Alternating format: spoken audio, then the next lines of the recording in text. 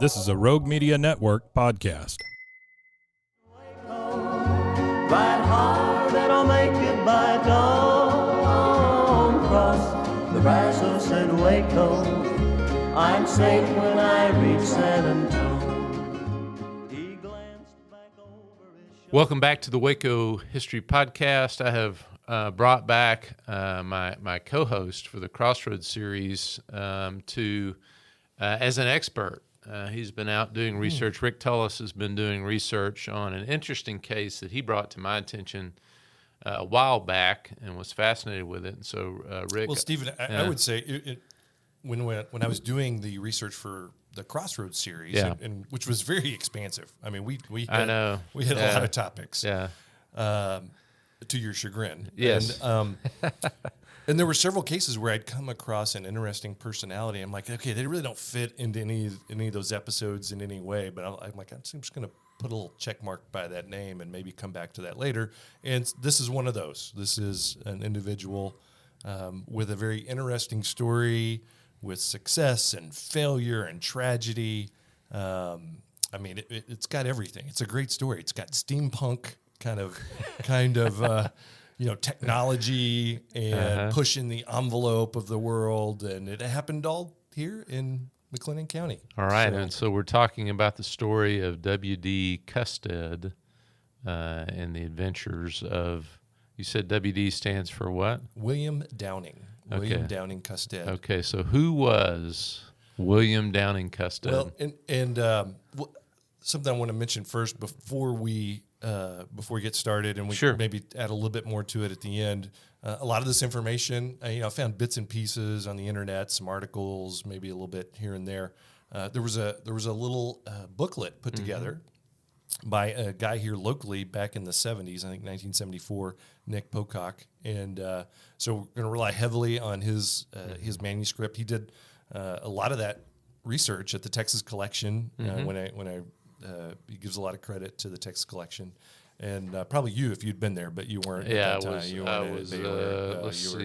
You were like 6. Yeah, I was learning the alphabet. I believe. Okay, well, you would have been a lot of help. Yeah. So, and he's Pocock's kind of an interesting guy too. We'll maybe do a little aside about him at the end, but yeah, WD Custead.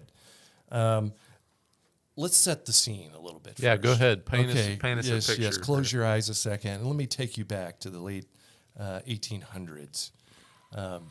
So flight had not happened, and the idea of people being able to fly, although we totally take it for granted now. I mean, it is. Well, we had balloons. There were balloons. Yeah, there were dirigibles, but powered flight. And balloons motorized, really hadn't been around that long, honestly. Motorized flight did not exist. Powered controlled flight was what birds did. And there wasn't a lot of science around it. A lot of people tried things. You just think everybody's seen the black and whites of people flapping wings and jumping off buildings and crashing horribly. That was real. I mean, people were trying a lot of different ideas, and of course, they relied heavily on birds. A lot of what they saw birds do, they tried to emulate, which is really hard to do with a machine. The birds have obviously a lot of control surfaces they can move, and the way they power themselves. I mean, it's just you can't replicate that with a machine. I remember the old video, a lot of attempts at flapping, trying to create some sort of flapping device that could go airborne. Yeah. Right. Yeah. Which reminds me, being a former comedian yourself, the old punchline, man, I just flew in from Toledo. Yeah, boy, are my arms tired. Yeah, there you go. So, also, the other analogy a lot of people had was of sailing ships. I mean, ships had been around for millennia. Yeah. And water is a fluid, and that just like air is a fluid. So a lot of the ideas, in fact, the people calling things airships. I mean, a lot of it's a connection to a vehicle that people were already familiar with. Okay, so we get in the late 1800s. There's at least enough technology change. People are honestly trying to make an attempt at flight. Mm-hmm. And as people get closer, there's actually a recognition that, hey, it would be really good. Flight could be a powerful thing, and the U.S. government actually put out they passed a piece of legislation to give prize money to the first person or people that could come up with a flying machine and prove that it works and all that stuff. Okay, so in 1899, the Congress actually passed a bill appropriating $125,000 for the pursuit of inquiries into practicable flying machines. Of this appropriation, $100,000 of it was to be paid as a prize to the first fortunate inventor whose design is accepted and approved as the most feasible and practicable. And then they had the other money for other things. Because you can obviously think of the advantage in commerce and military and all that stuff. So, and governments have long used incentives like prize money to get the inventive and scientific and entrepreneurial communities to come up with, new ideas and new things for their for the country. I just did the calculation for you. Oh, I've actually done it too. Oh, have you really? Tell me what you got. 3.7 million. Yeah, there you go. Yeah, we both got the. Yeah. So yeah, that would be it's quite a handsome reward. 3.7 million in today's dollars. Yeah, it is. But when you think what it would take to create a flying device, it's probably a little light. Mm-hmm. It's fun to think about in McLennan County. We still get to enjoy kind of this pressing the envelope of flight because we get to hear the rocket tests at in McGregor at SpaceX who are trying to get to Mars, which is kind of one of those things that's out there that we have not put a person to Mars yet.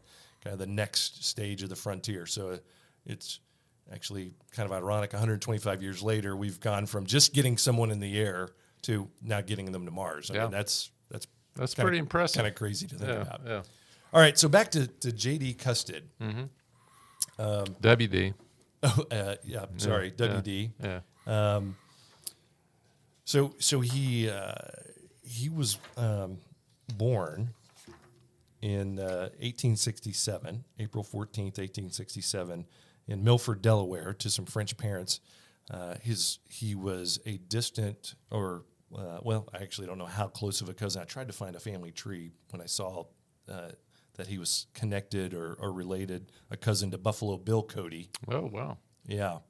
The only thing I found was Buffalo Bill Cody had about 12 kids. So your odds of being related. We're all related to Buffalo Bill Cody. I'm sorry, his dad had 12 kids. Okay. So odds of being related were pretty high. And he ended up in Elmont, Texas. Yeah, he was born in 1867. Elmont was established in 1867 as well. But then later on, he, as an employee of the railroad, ends up as a dispatcher for the Katy Railway in about 1896-ish or so. Okay. So he was a member of the Brotherhood of Telegraphers. Interesting. Yeah. So he's at the cutting edge of technology himself. Yeah. I mean, if you think about it. Railroads and communication, telegraphs. Of note, and this is brought up in Pocock's book, that's right about the time that the crash at Crush happened. And September 15th. And it was between Elmont and 1896 West. with the Katy Railroad. Yeah. Yep. That's a great episode of the Waco History Podcast. Yeah. Go check that out. Yeah. So, big national event. He certainly would have seen there or been part of it. I would guess. So around 1897, I guess Custead, at least as far as we know, I mean, he didn't keep great records. We don't really have a diary, so a lot of this information is pieced together But he started fooling around and building models of of his version of an airship, and people start kind of. There are witnesses that saw what was going on in Elmont, so there is proof, I guess, witness proof that. So he has a workshop some of this is out there in Elmont that he's tinkering away at. He's using a shed not too Okay. far from the railroad. Okay. Maybe even been a railroad shed that he was building this thing, and his design. I guess let me try to describe it for you, because that'll help our listeners understand at least what was going on in his mind. And a little this goes back to what I was saying a minute ago. A lot of these inventors were taking things they knew and trying to extrapolate them into the next thing, right?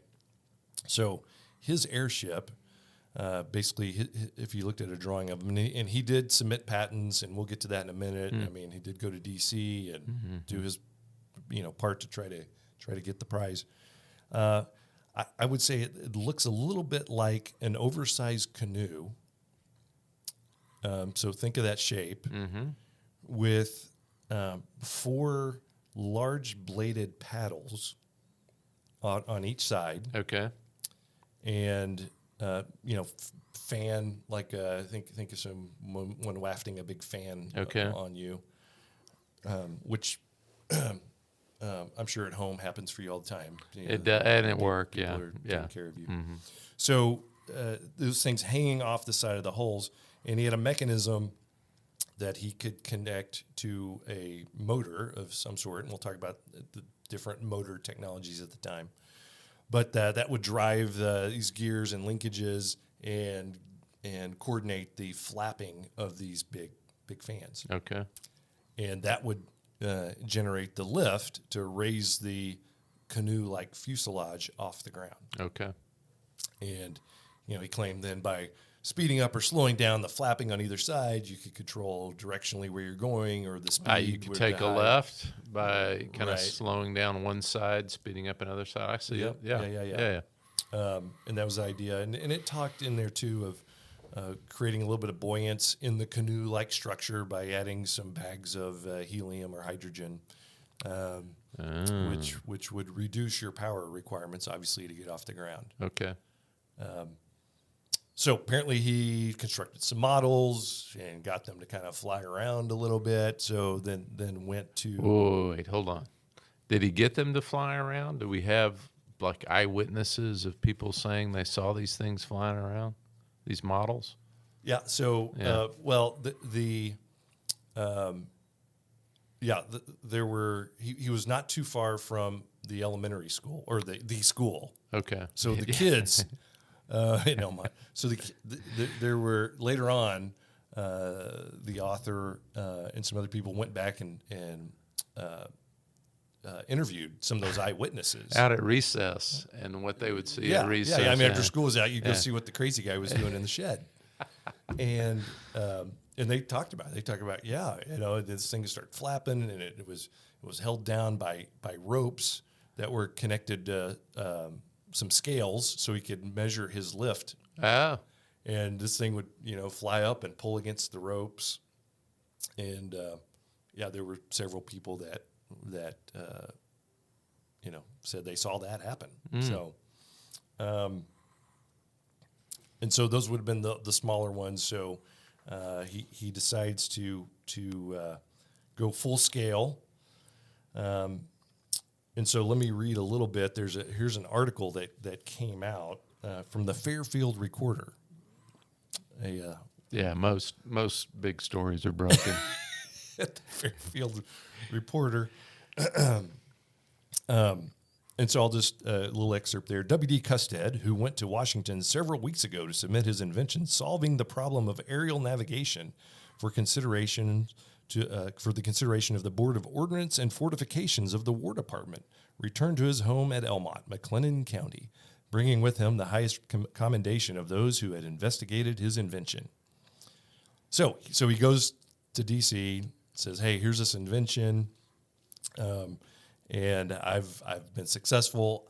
I'm pretty sure, usually at that point, to you would submit a patent with your plans, and usually they required some kind of model. In fact, if you go, if you're in D.C. and you go to like the American History Museum or something like that, you can see a lot of these old models of some of these cool inventions. Best I could tell, none of his survived. So when was this, Rick? When does he go to? Do you have a sense of when he goes to D.C. to try? Well, this article was written February 17th, 1899. Okay. So it said 2 weeks before then. So January of 99. And to give some perspective here too, the Wright brothers are credited with the first controlled flight in 1903. So, we're roughly 4 years ahead of them. And there's a whole controversy there with the Wright brothers, which, there are many people who claim to have flown before them. Yeah. And there's some nuances in to that discussion. But back to Custead. Yeah. So our local hero here. So in speaking on the subject, Mr. Custead said, "Every hope and every expectation I had when I left Texas 3 weeks ago has been realized and confirmed by both the War Department and by the Patent Office. I was assured that my idea, as shown in my invention, was distinctly original, and in addition, it was pronounced to be the key to success in the achievement of practical aerial navigation." Wow. He's not overselling it. No. Well, maybe a little. Yeah, probably. So, the article goes on. They described in the article, and I'll do this again, the actual device. And so it says, and this is a quote of Custead describing his invention. "The principle involved in my machine is a combination of balloon, bird wing, and aeroplane as applied. However, as to conflict with no particular or any other device on record." So it was a big deal, right? Even now, you don't want to, if you copy somebody else's patents, that can be a big deal.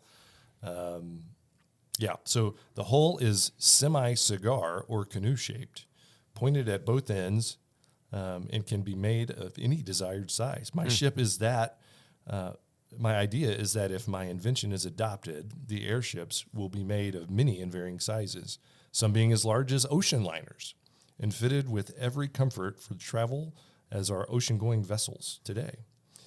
It is practical to do this with my invention. The hull is entirely enclosed and covered, and with the exception of cabin space in the center for the occupancy of the operator and passengers, forms a reservoir which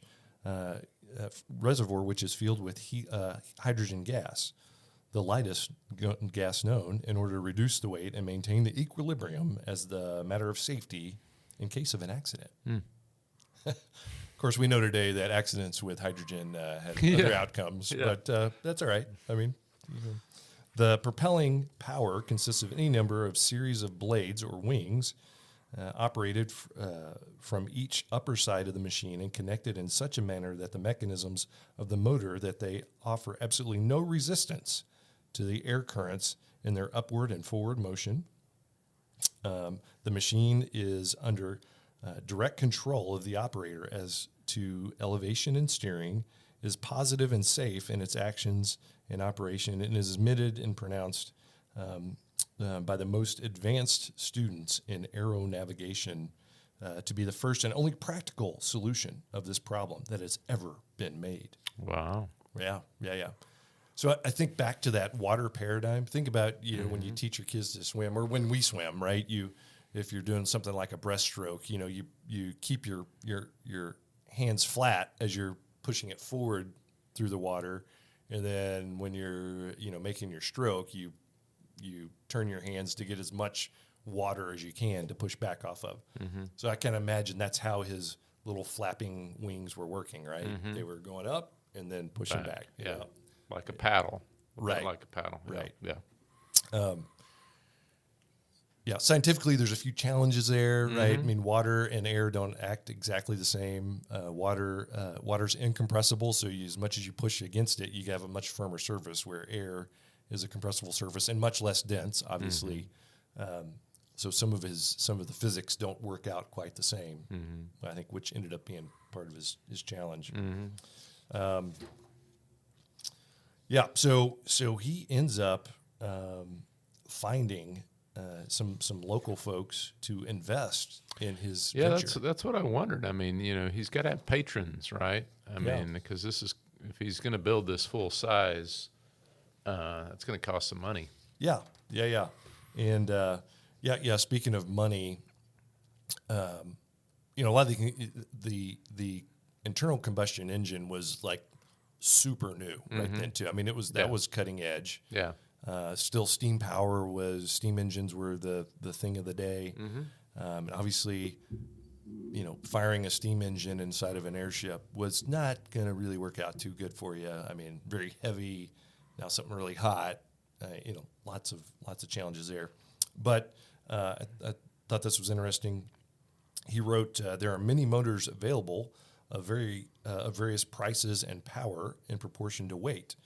But I am of the opinion that a gasoline motor manufactured by the St. Louis Gasoline Motor Company, weighing 25 pounds per horsepower and costing less than $200 for a 2-horsepower motor, would prove sufficiently satisfactory for operating my first machine. Oh my gosh! So, do we know total horsepower? Does that suggest he's thinking all he needs is 2 horsepower. 2 horsepower to operate.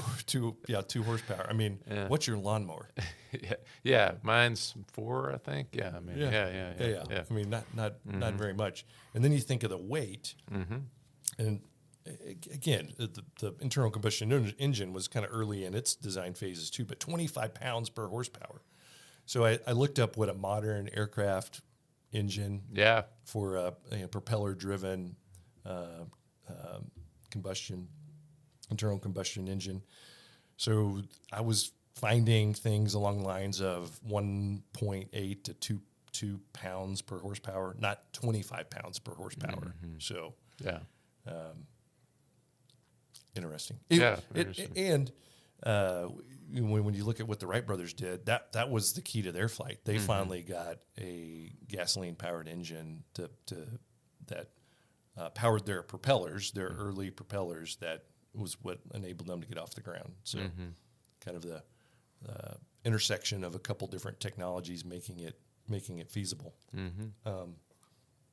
Okay, but we were mentioning something about his venture. So he ends up creating something called the Custead Airship Company, and he raises $100,000 in stock.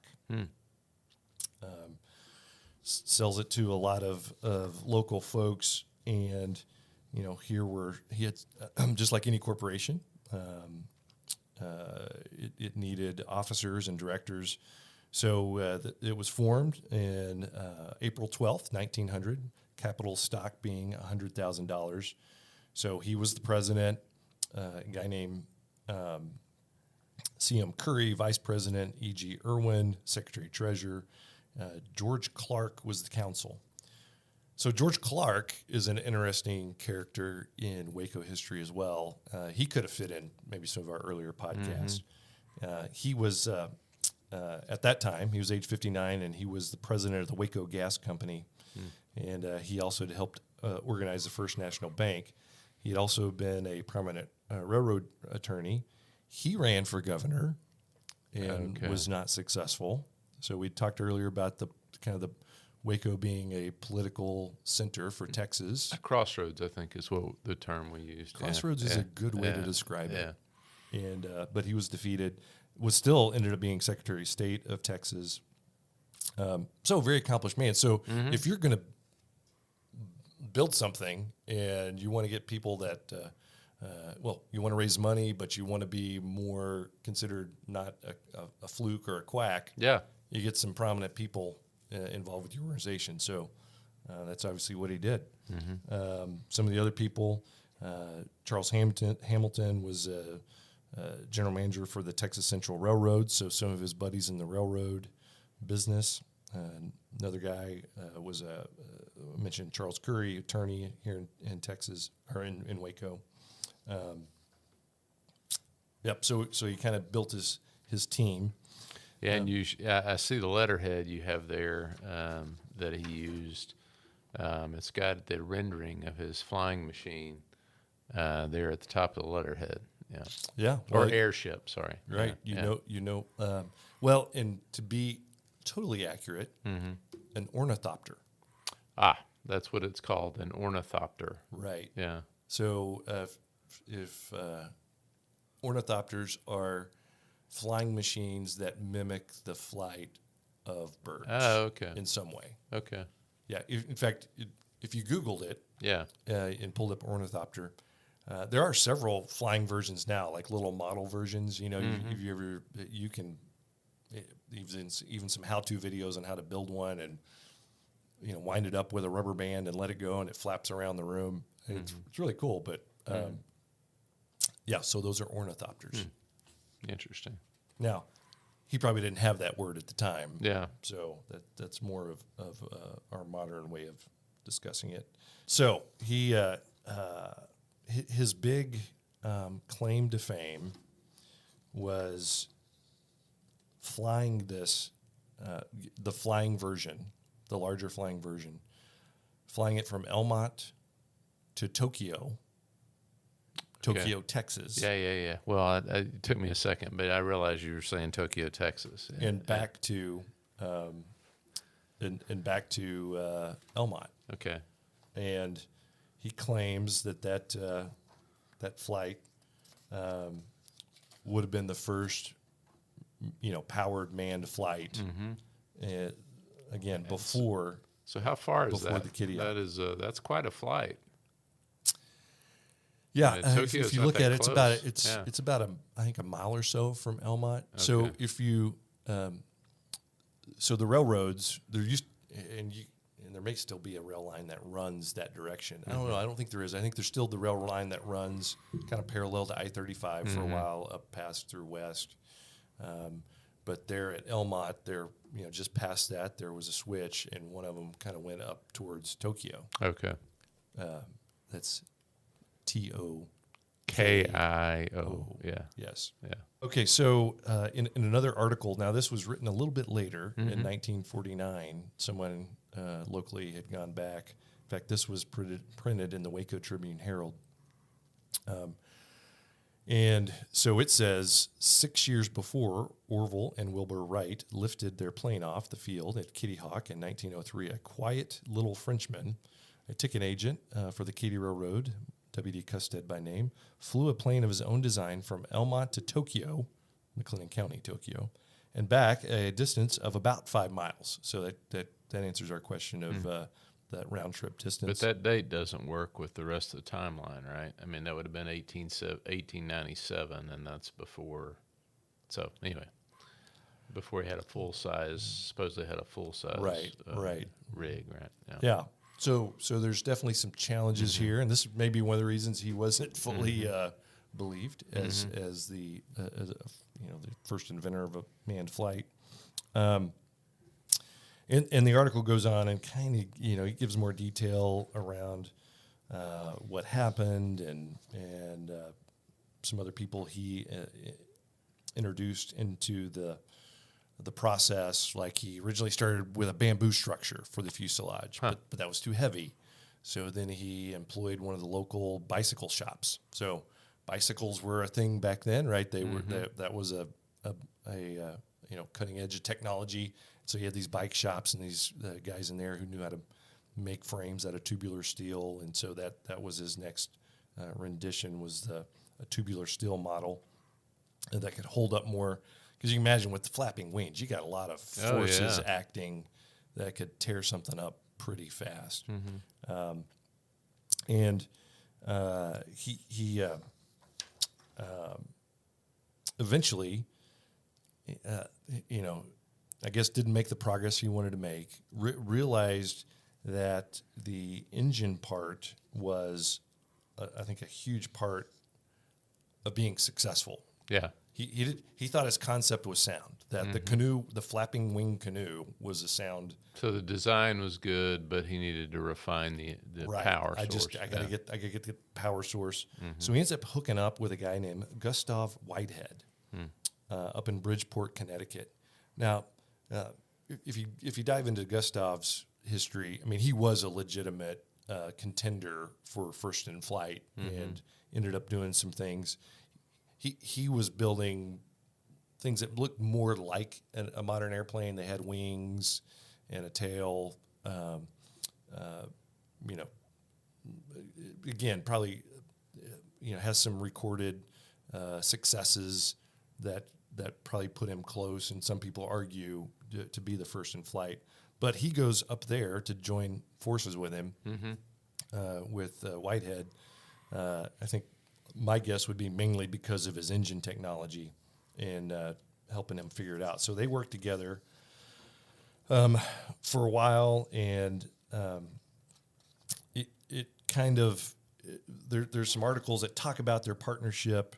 In fact, there's one in the Bridgeport, Connecticut newspaper that says, and I'm quote, with the purpose in view of perfecting a flying machine that will solve the problem of aerial navigation to the point of commercial success, Gustav Whitehead of this city and WD Custead of Waco, Texas, have formed a partnership. Both men are inventors. And then it goes on to describe, what they've done and what they've flown, and says, Mr. Whitehead last Tuesday night with 2 assistants took his machine to a long field in the back of Fairfield, and the inventor for the first time flew in his machine for half a mile. Again, so that's, that was 1901, August 19th, 1901 is when this article came out. So some people say, well, Gustav might have been the first one to fly. Now, it doesn't really, it talks a little bit about more their partnership. Mr. Custead is backed by several Texas and Southern capitalists for the manufacture of the new airship. The company is capitalized at $100,000. Mr. Custead is now in New York. The good points of both inventors' flying machines will be included in the new machine in this combination of a new engine that describes, will produce, so there's this kind of hope it'll produce the right deal. And then the story kind of fades, it kind of dies. So Custead's up in New York. He's got this partnership with. So he's relocated up there. His family's still here. Okay. He left them here to go up there to work on this thing. And there's actually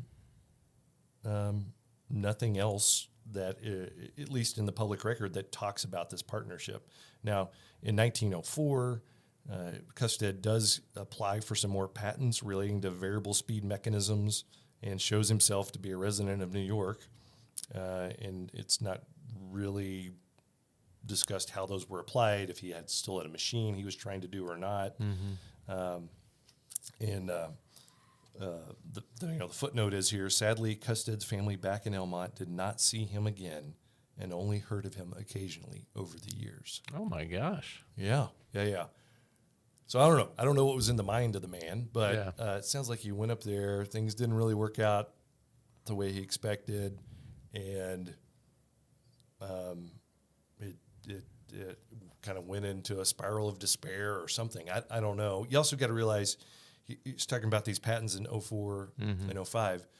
Although the Wright brothers flew in 03, it wasn't immediately known that they had been successful. In fact, it wasn't even immediately recognized that they were the first in flight. Yeah.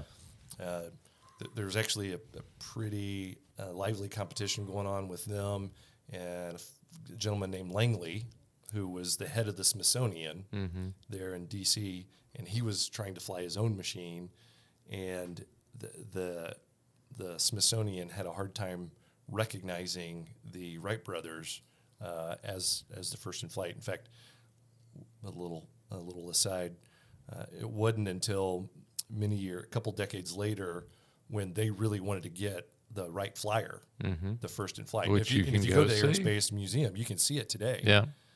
And the only way that was going to happen, because I think Wilbur had died. I think Orville was the only one alive, or maybe it's the other way around. Gosh.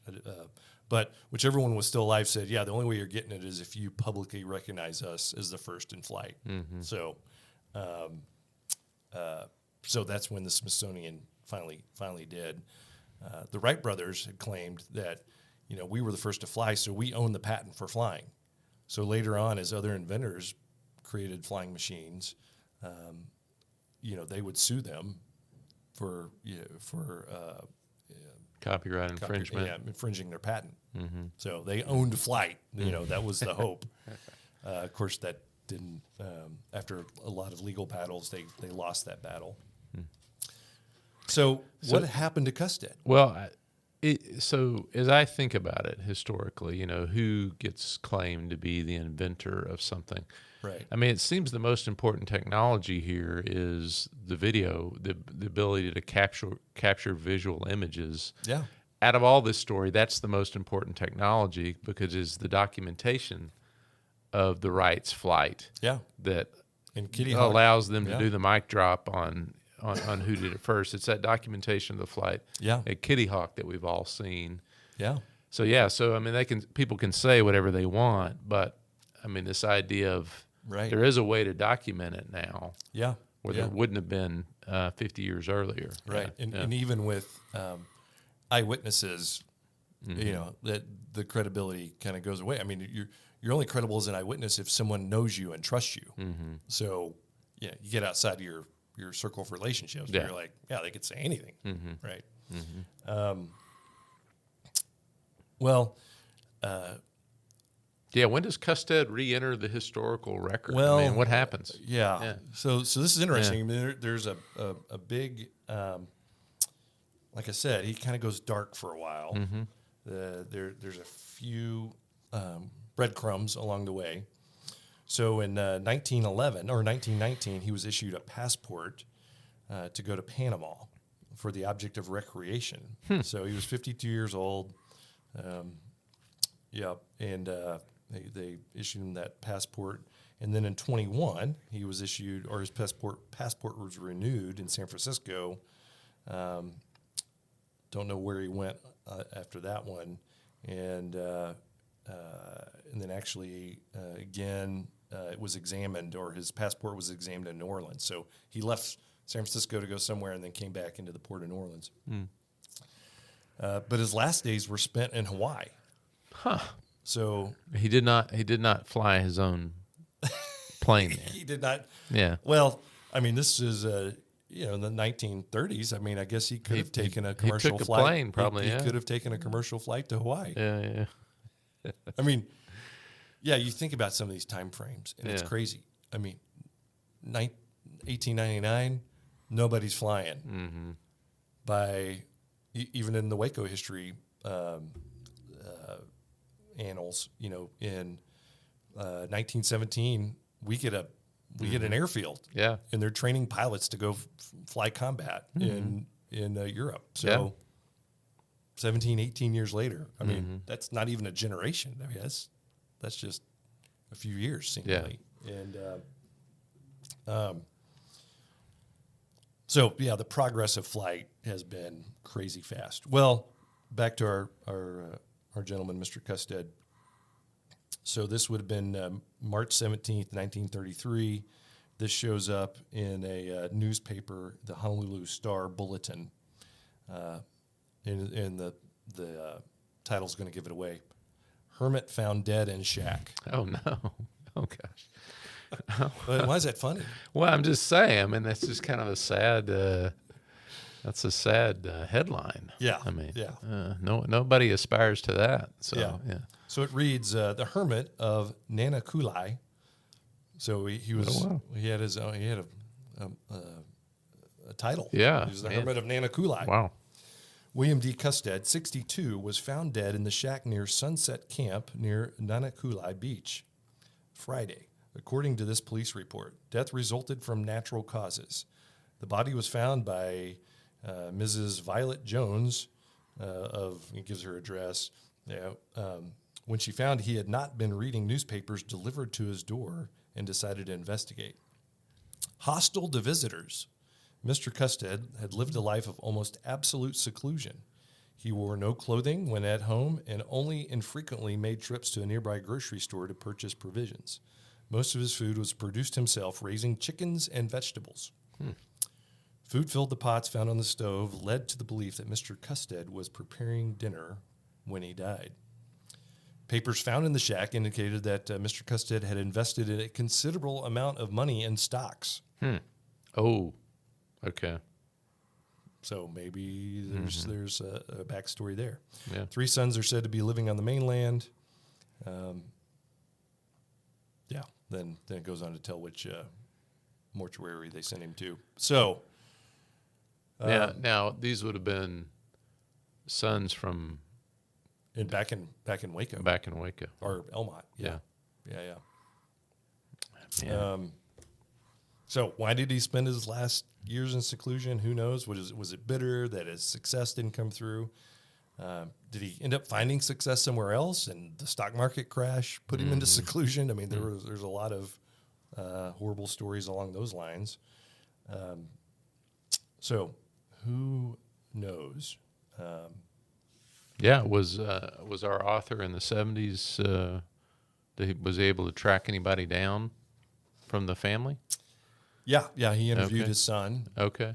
One of his sons who recalled being a kid and sitting in the machine while it was flying around. He would have been 6 years old or something like that. So, but Pocock, the author, he's like, yeah, I did find some people to interview. I mean, it's 1970s, and that was a long time ago. So, I don't discount them, but the memory has a strange, memories can be strange. Yeah. So, in fact, he actually has a little bit of he keeps a summary of his eyewitness reports are in the back of his book. And, talks about, what evidence he could find. I mean, at that time, the shack that he built it in wasn't standing anymore. I mean, things had changed so much. It was almost impossible to find physical evidence at that point. And there were no photographs. I mean, I would say that, of course, we live in a day and age where we have too many photographs of everything. Of course. But at that time,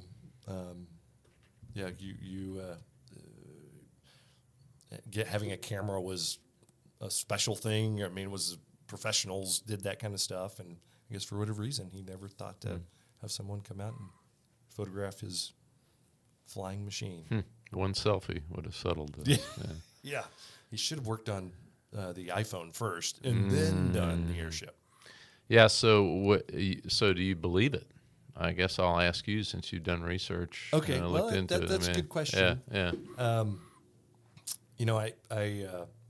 I actually got into engineering because of my fondness of aeronautics and flight. So that's one reason I was drawn to this story a little bit. And I would say, based on what we know now about the modern physics of flight and what it takes, his device really didn't have a chance. I mean, it maybe in a toy-like sense, like I mentioned before, you can go look at an ornithopter online and see it kind of flutter around, and it's really cool. But you're not going to build that to scale, Sure. and put people in it and fly across the ocean. Yeah. And I'd say the same thing here. Yeah. It just the physics were not going to lend themselves to success. I mean, even today, I mean, there's only a few. He's talking about flapping wings to generate lift. I mean, there's only a few airplanes now that'll even have variable swept wings that are successfully flown, like the B-1 bomber, stuff like that. I mean, it's very rare. I mean, everything is fixed wing. Yeah. And even those with variable swept wings, I mean, they're still considered a fixed wing. They just are able to reconfigure. I don't think he had a viable shot at it. But I'm glad he tried, and he tried here in McLennan it's an County. inspiration to all of us. Yeah. I mean, maybe not the end part, but the beginning of the story is an inspiration to all of us. Yeah. Well, so the author, Mr. Pocock, Nick Pocock, he was actually born in London, England, and was an aviation enthusiast. Actually did quite a bit of flying himself.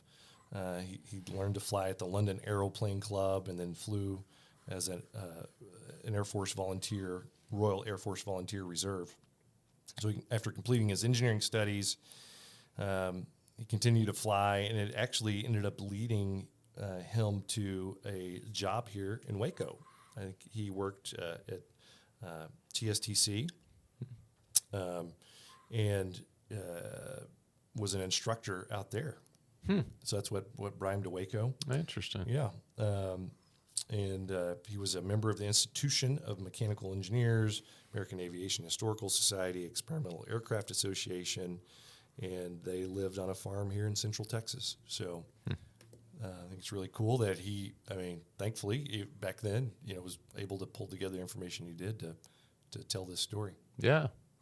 Well, I'm glad that he did, and Rick, I'm glad that you chased this rabbit. This has been interesting it's a very to get unique into. Story. As we sat here on the 21st floor of the Alico building, I haven't seen anything fly by that looked like a large flapping canoe. Yeah, but there are. You can look now out on the Brazos. There may be some canoers out there. Well, and if they got up to speed, who knows what could happen. Yeah. Thanks, Rick. You bet. A lot of fun. The Brazos and Waco, ride hard and I'll make it by dawn. Thanks for listening to the Waco History Podcast. Like what you heard? Subscribe, rate, and review our show on iTunes so we can reach more listeners. You can find show notes and info on every episode at wacohistorypodcast.com and more info on Waco's past at wacohistory.org. Our theme music, used with permission, is Cross the Brazos at Waco, performed by the late Billy Walker. For more info on Billy's music, go to billywalker.com. Thanks for listening. We'll see you next time.